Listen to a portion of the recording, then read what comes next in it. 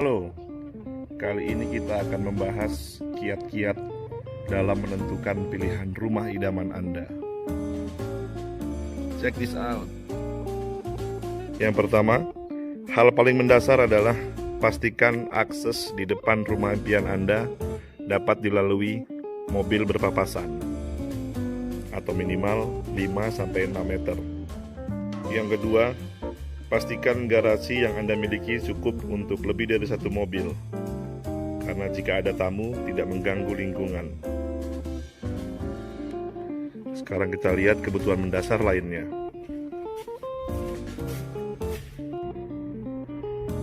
Yang ketiga, pastikan kebutuhan ruang dari rumah impian Anda sesuai dengan apa yang Anda butuhkan, seperti ruang tamu,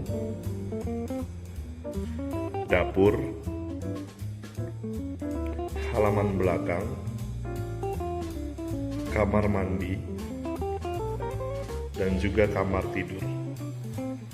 Untuk rumah yang kali ini kita ulas, berdiri di atas luas tanah sebesar 134 meter persegi dengan luas bangunan seluas 120 meter persegi, 2 lantai.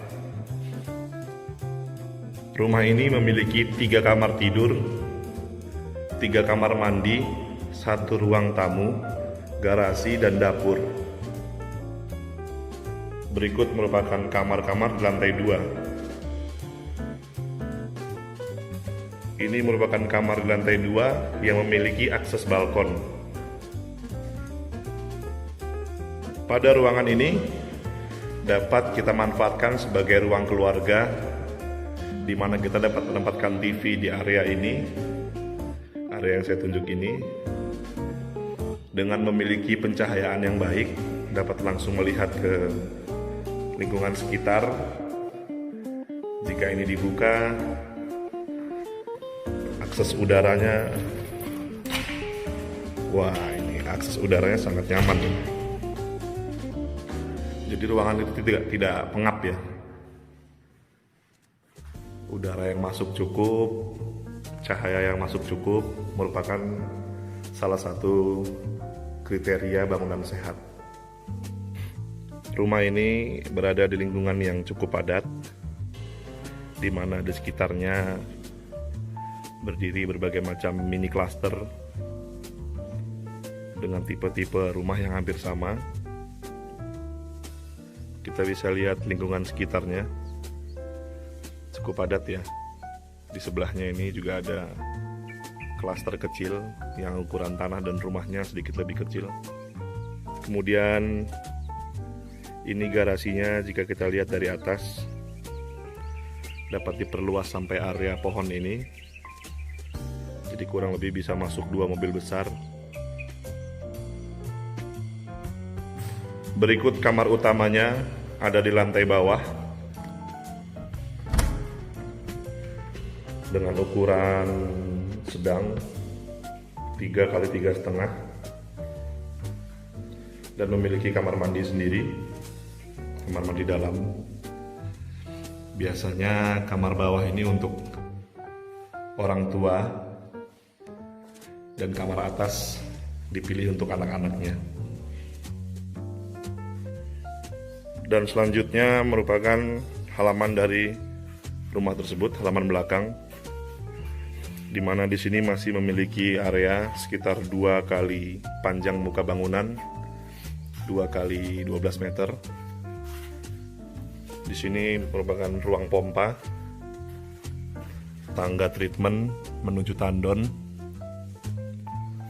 Area ini bisa dimanfaatkan untuk tempat cuci baju atau dapur kotor, area jemur, dan area-area yang bisa dimanfaatkan lainnya.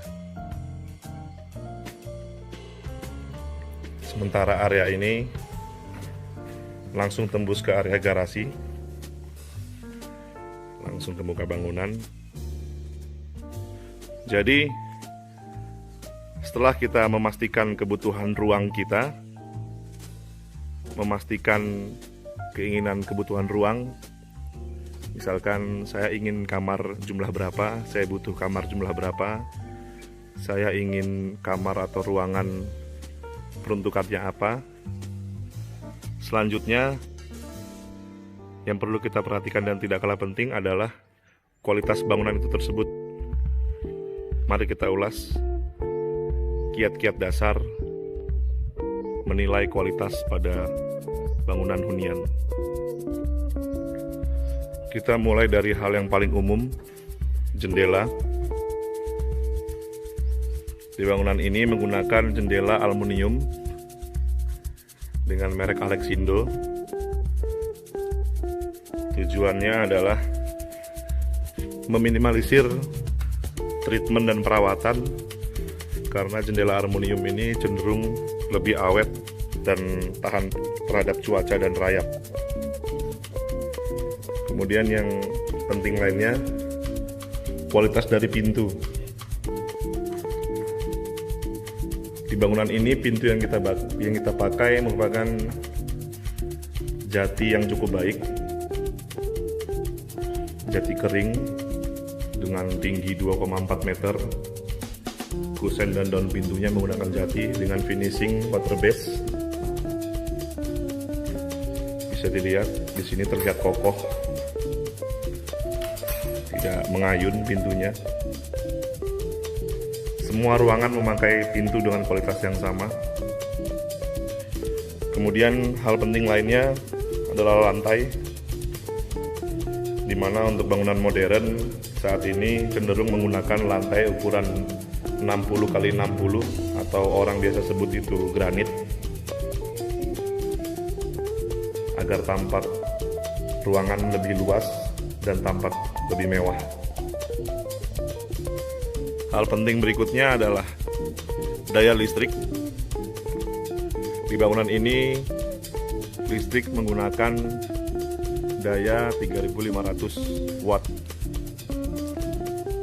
Daya tersebut dirasa cukup jika dengan asumsi setiap kamarnya menggunakan AC sebesar 1 PK dan pompa air, maka dibutuhkan daya sekitar 3500 watt untuk menopang fasilitas itu semua. Lalu yang perlu kita ketahui berikutnya adalah sumber air dari bangunan tersebut. Karena di setiap daerah sumber air bisa dari PDAM atau air sumur di lingkungan rumah tersebut. Kalau untuk bangunan ini menggunakan air sumur karena pipa PDAM-nya belum sampai ke area sini. Kita bisa lihat. Kemudian finishing pada muka bangunan. Pada bangunan ini didominasi dengan finishing cat dan mainan partisi beton, lalu dipadukan dengan batu alam jenis batu candi yang sudah di-coating untuk supaya tidak mudah berlumut, dengan permainan lisplang sebagai partisi sekat agar matahari yang masuk tidak begitu terik untuk di area teras depan. Ini juga batu alam yang kita tempelkan pada area fasad. Ini teras atas tadi yang langsung melihat Gunung Merapi jika pagi. Halaman depannya masih tersisa cukup sekitar 1,5 meter terhadap jalan. Jadi nanti bisa masih ditanami pohon dan lain-lain. Sementara ini adalah saluran pembuangannya, di mana kita tempatkan di sini adalah septic tank, saluran air kotor dari kamar mandi, saluran talang air hujan, dan resapan air bersihnya. Kita juga sediakan keran di situ untuk siram-siram tanaman. Di area garasi juga kita siapkan keran untuk misalkan mencuci mobil dan lain-lain. Ini kerannya.